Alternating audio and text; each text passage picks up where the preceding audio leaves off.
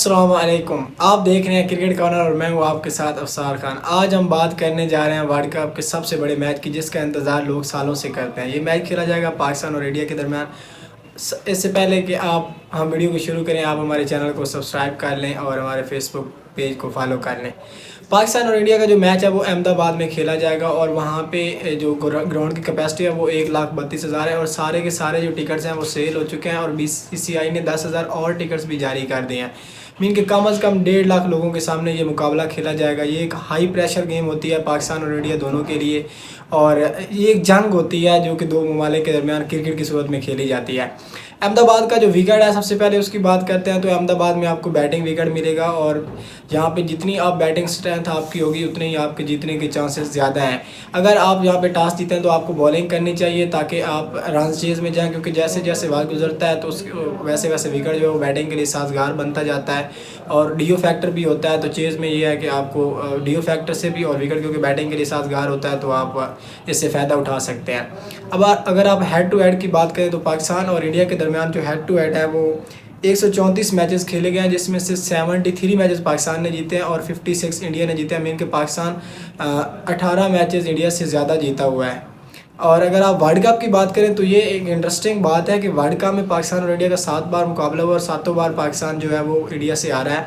तो एक जो साइकोलॉजिकली ये फैक्टर है पाकिस्तान को, ये हमेशा से रहा है कि इंडिया से हम वर्ल्ड कप में कभी नहीं जीते। आल्दो कि हम T20 वर्ल्ड कप में जीते थे, लेकिन ODI वर्ल्ड कप में हम नहीं जीते और उम्मीद करते हैं कि इस बार जो ये रिकॉर्ड है इसको पाकिस्तान तोड़ने की कोशिश करेगा और हम इस पोजीशन में भी हैं, क्योंकि अगर आप देखें पिछले 2 मैचेस तो पाकिस्तान को एक अच्छा मोमेंटम मिल चुका है।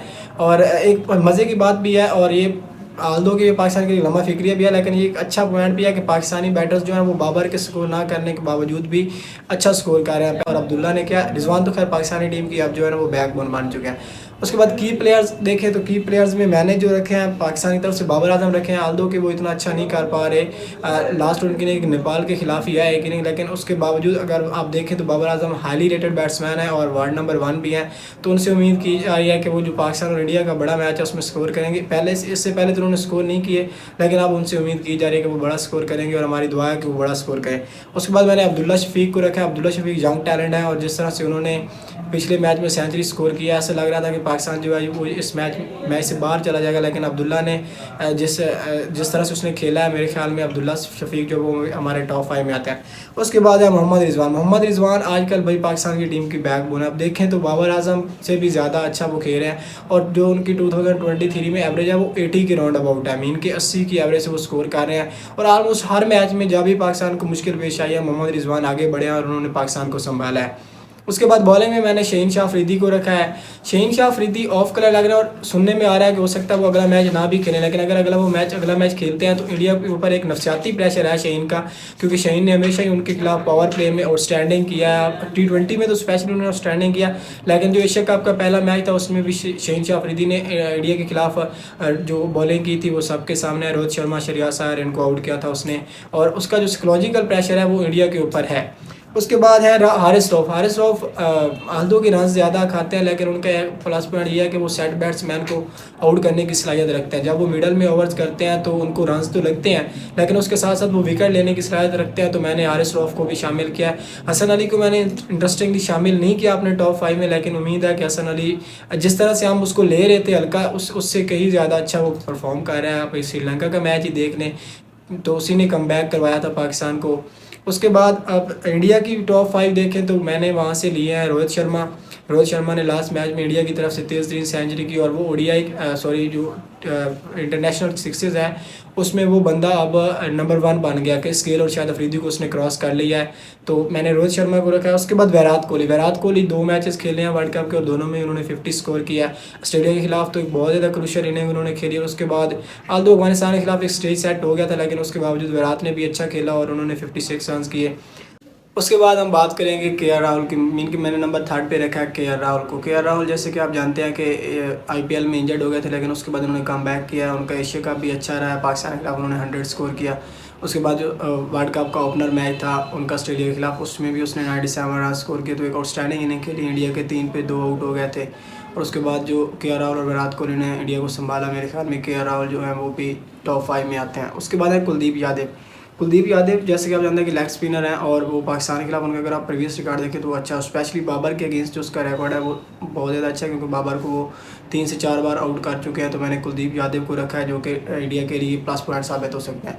उसके बाद है one and only Jasprit Bumrah. Jasprit Bumrah जैसे कि आप जानते हैं कि फास्ट बॉलर जो आज के टॉप के बॉलर्स हैं उनमें उनका शुमार होता है।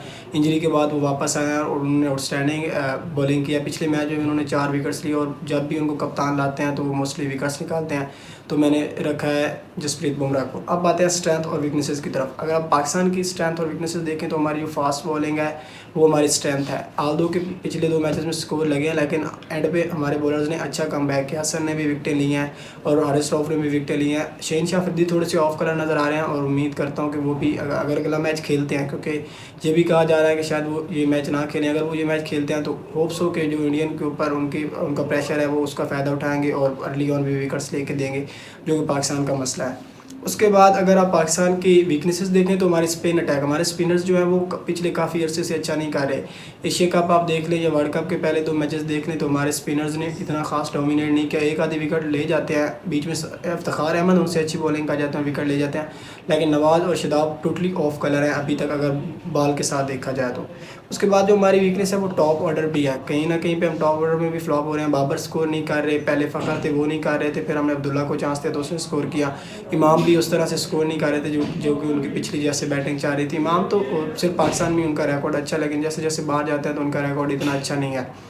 उसके बाद इंडिया की स्ट्रेंथ की हम बात करें तो उनकी स्ट्रेंथ उनकी बैटिंग है, क्योंकि उनकी बैटिंग नंबर 7 तक है, रविंद्र जडेजा तक, और ऑलमोस्ट सभी लड़के जो हैं वो उनके परफॉर्म कर रहे हैं। कोहली स्कोर कर रहे हैं, किशन स्कोर कर रहे हैं। अगर गेल खेलते हैं तो गेल भी आउटस्टैंडिंग खेले हैं। अगर उनका आप एशिया कप देख लें, उसके बाद उनके पास राहुल हैं, रोहित हैं, तो उनके ऑलमोस्ट सभी लड़के जो हैं वो बैटिंग में स्कोर कर रहे हैं। तो उनकी जो स्ट्रेंथ है वो बैटिंग है, लेकिन उनकी कोई वीकनेस भी नहीं है, क्योंकि उनकी बॉलिंग जो है वो एक तो होम ग्राउंड है, उनके पास होम क्राउड है, एक उनको ये फ़ायदा है। दूसरा उनके स्पिनर्स भी अच्छा कर रहे हैं और फास्ट बॉलर भी इतनी मायूस कन बॉलिंग नहीं कर रहे, मीन कि उनकी वीकनेस नहीं है। अगर आप देखें टीम स्ट्रेंथ को तो मेरे ख्याल में इंडिया जो है ये मैच जीतने जा रहा है और पाकिस्तान 70-30 ये मैच है। 70% इंडिया और 30% पाकिस्तान, क्योंकि पाकिस्तान ऑन द डे कुछ भी कर सकता है, किसी को भी हराने की सलाहियत रखता है। तो इसलिए मैं कह रहा हूँ मेरे मुताबिक इंडिया जीत रहा है। आपको क्या लगता है, आप कमेंट्स में बताइए।